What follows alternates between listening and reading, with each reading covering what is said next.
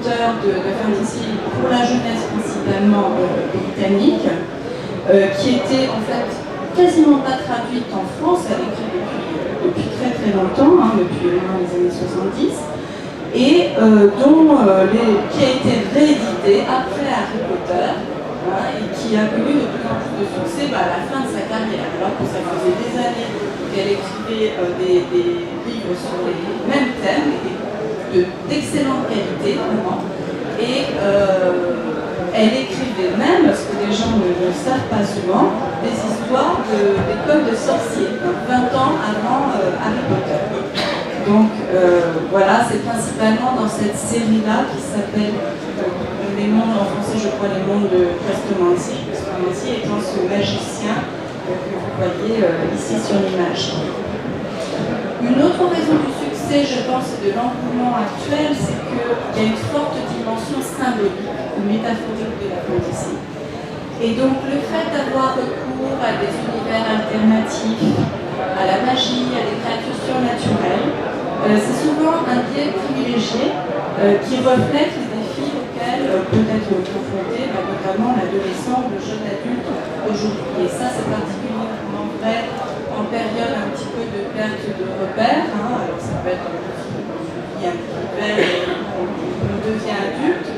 Aussi, je pense de façon plus générale, au tournant du siècle, il y a besoin de se raccrocher à quelque chose et peut-être de se projeter dans un univers qui va pouvoir permettre d'exprimer ou de comprendre mieux certains problèmes auxquels on est confronté. Donc parce qu'elle s'affranchit des normes, en fait, c'est ça la fantasy, c'est le départ dans l'imaginaire, parce qu'elle s'affranchit des normes et des contraintes par l'évasion, elle laisse place à une certaine identification du lecteur.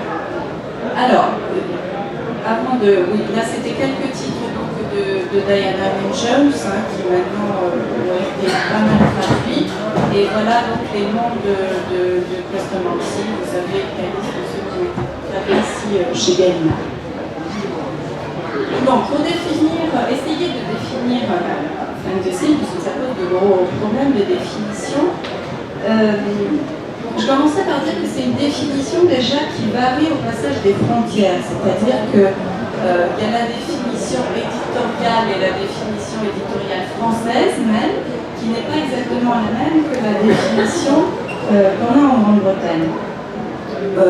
Si on se souvient, enfin c'est un peu plus jeune, mais il y a un demi-siècle, on n'utilisait pas encore en France ce terme de fantasy. On essayait en fait de trouver des équivalents français,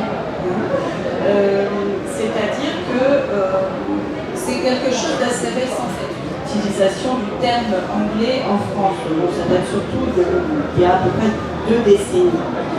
Il est difficile de trouver une traduction pour le mot, c'est pour ça qu'on utilise le mot anglais. Il n'y a pas d'équivalent exact. Si on parle de fantaisie, ça n'est pas la même chose parce que ça ne désigne pas un corpus de texte. La fantaisie, ça peut être un mot littéraire, ça n'est pas un ensemble de textes ayant des caractéristiques communes. Alors il y a eu une tentative d'assimilation, j'ai découvert ça, je ne sais pas, dans la langue française, c'est-à-dire que le journal officiel de la République française, le 23 décembre 2007, a décidé qu'on pourrait utiliser le mot fantaisie, vous voyez écrit comme ça, A-S-I-E à la fin, comme équivalent du terme anglais fantasy, et donne une définition, genre situé à la croisée du merveilleux et du fantastique, qui prend ses sources dans l'histoire, les mythes, les contes et la science-fiction. C'est un petit peu fourre-tout, mais bon, ça donne une idée. Alors, ce qui est amusant, c'est de voir que ce mot n'est pas plus utilisé comme ça, c'est-à-dire qu'on utilise toujours le mot avec l'orthographe anglaise. Voilà, donc on a recours à ce mot anglais et en même temps, malgré ce besoin de respecter le sens anglais, on n'entend pas exactement la même chose par fantasy en France et dans les pays anglo-saxons.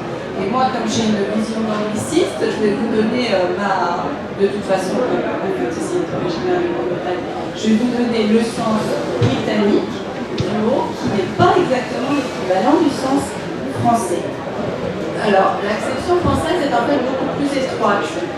C'est-à-dire qu'elle a beaucoup été influencée parce que la fantasy est devenue dans la lignée du Seigneur des Anneaux, de la trilogie de Tolkien. Et nous en France, notamment dans le domaine éditorial, quand on parle de fantasy, on a tendance à penser le genre de Tolkien, du Seigneur des Anneaux. En fait, pour prendre l'étymologie du mot, ça vient du grec fantasia, qui veut dire apparition, et par extension, imagination. Donc, au départ, la fantasy, c'est l'irruption dans l'univers connu familier d'éléments imaginaires, irrationnels, surnaturels ou magiques, à des degrés très différents, c'est-à-dire qu'il y en a très peu, comme il peut y en avoir beaucoup, et on peut carrément partir dans des mondes complètement différents. Alors, en anglais, la définition est vraiment beaucoup plus large qu'en français. Vous allez voir, on va avoir des différentes catégories, mais vous allez voir que ça inclut énormément de choses auxquelles on ne pensait pas forcément. Déjà, est-ce qu'on peut essayer de cerner un petit peu mieux la fantasy en voyant ses ressemblances, ses divergences avec le conte de fées, le fantastique ou la science-fiction? Alors, fantasy et fantastique, déjà, c'est évidemment la même étymologie. En anglais, c'est en fait la même chose.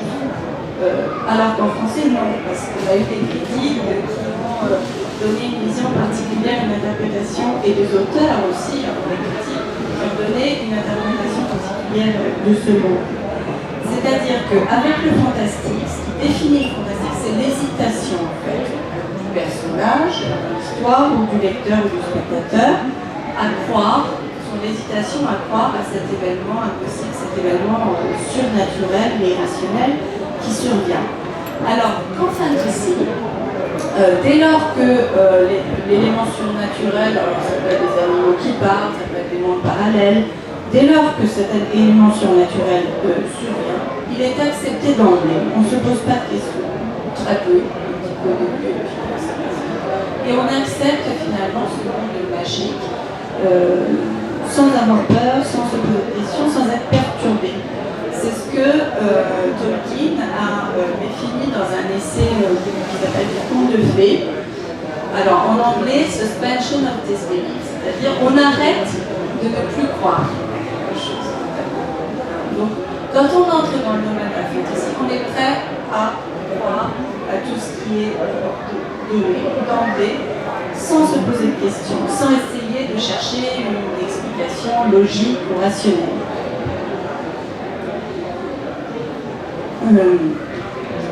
Voilà, donc la fantasy, pour nous, serait plus proche de ce qu'on appelle le merveilleux en français. C'est-à-dire que le fantastique a une dimension perturbante, inquiétante que n'a pas la fantasy. Alors, c'est en train de changer dans certains développements récents de la fantasy. On a parfois des auteurs qui introduisent des éléments fantastiques, qui font un petit peu peur. Là, je vous donne un exemple qui est facile à comprendre parce qu'on a l'illustration qui va avec. Ça, je ne vous ai pas mis le titre, là, c'est un livre d'Ian McEwan, qui est surtout connu comme romancier pour adultes, et qui a écrit un livre pour enfants qui s'appelle Le Rêveur. Je ne l'ai pas marqué ici, The Daydreamer en anglais, Le Rêveur. Et donc, c'est un ouvrage de fantasy sans hésitation possible, mais avec comme ça des petits moments de fantastique, comme avec cette poupée qui, comme chez les anti-vêtements, par exemple, peut faire très peur, mais on trouve la même chose dans les films d'horreur. Voilà, la poupée peut être un élément horrifique, des automates, etc. Donc chez certains auteurs, il y a lui, McEwan, il y a Neil Gaiman aussi, Neil Gaiman avec Coraline, je ne sais pas si vous connaissez, on est à la limite vraiment entre la fantasy et le fantastique, ou Terry Pratchett également. Alors, fantasy, oui, là j'ai passé trop tôt, la différence entre fantasy et science-fiction, là c'est plus facile, parce que la science-fiction se déroule dans des univers qui sont scientifiquement ou technologiquement plus avancés que l'autre. Donc il y a une dimension futuriste normalement dans la science-fiction qu'on n'a pas forcément en fantasy. Et ça repose donc, c'est une approche qui repose sur une anticipation qu'on appelle approche spéculative du futur.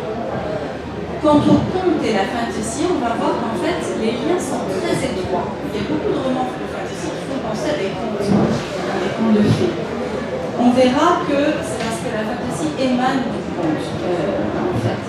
Et donc, même si on a surtout des romans, en fait, en fantasy, on a des œuvres qui sont très proches du conte. Il y a certains contes littéraires qui peuvent être considérés comme des œuvres de fantasy. Et donc, c'est significatif que dans beaucoup d'œuvres modernes, contemporaines, récentes, on est souvent parlé de contes modernes. Ça revient pour Harry Potter, par exemple. On a le petit garçon qui est orphelin, qui est complètement démuni au début, qui est très malheureux, et puis finalement il va prendre sa revanche en passant par toutes les étapes du conte. Donc situation de manque au début, et puis après réparation avec l'aide d'adjuvants, le personnage héros contre les opposants, avec l'aide d'objets magiques, etc. Donc le roman de fantasy est très proche du conte. Il y a un autre auteur où vraiment on parle souvent de conte moderne, c'est Roald Dahl. Et donc c'est pour ça que je vous avais mis là les illustrations de Charlie et la chocolaterie. C'est qu'on a encore une fois des personnages qui, comme dans le conte, incarnent des fonctions qui n'ont aucune complexité du point de vue psychologique, qui sont assez plats finalement, qui ne sont pas toujours passionnants. Là, si on prend Charlie, le héros, vraiment c'est un personnage un peu plat, très docile. Et les autres enfants qui visitent la chocolaterie incarnent des fonctions, incarnent des défauts en l'occurrence, c'est pour ça qu'ils vont tous être éliminés les uns après les autres. Donc voilà, c'est de la fantasy, Charlie et la chocolaterie. Vous avez là, vous voyez le blanc, le bleu. Vous avez la fille qui mange toujours du chewing-gum violet qui se transforme